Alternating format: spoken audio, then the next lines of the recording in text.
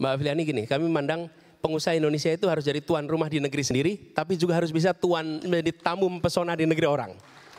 Jadi bukan jago kandang, tapi juga jago tandang gitu. Jadi visinya dua. Kalau cuma tuan rumah di negeri sendiri gampang bikin segala macam proteksi, jadilah kita tuan rumah di negeri sendiri. Setuju. Tapi kalau menjadi jago tandang, nah itu baru hebat gitu. Nah di situ menurut saya harus ada keseriusan dari pemerintah untuk menentukan sektor-sektor mana yang kemudian kita memberikan ruang yang lebih kepada pengusaha Indonesia. Dan ketika sampai kepada investasi harus ada keseriusan memaksakan mitra lokal untuk menjadi bagian dari aktivitas investasi di Indonesia. Dan ketika itu dikerjakan, jangan kita melakukan kebijakan tanpa melakukan studi komparasi.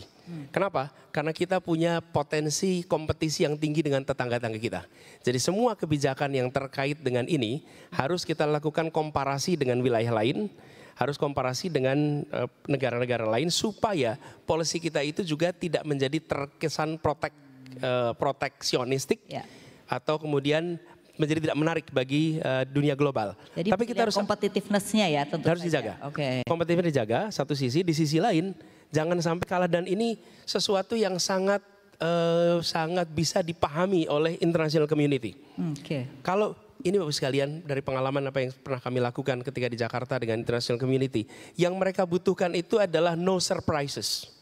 Tapi if you put your agenda on the table from the beginning, we can negotiate. Yang mereka tidak mau tuh yes di ujung kami mau tambahan ya Pak ya. Kami mau syarat ini ya. That's no.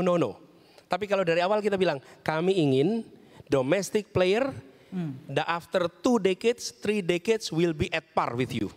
Nah kalau itu dikatakan dan we need your help. We need your help untuk bisa melakukan itu.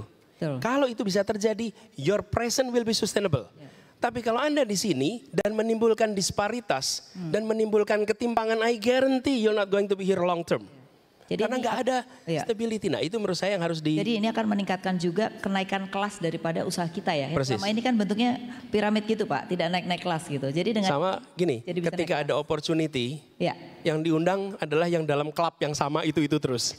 If you're not in the club, you're not invited.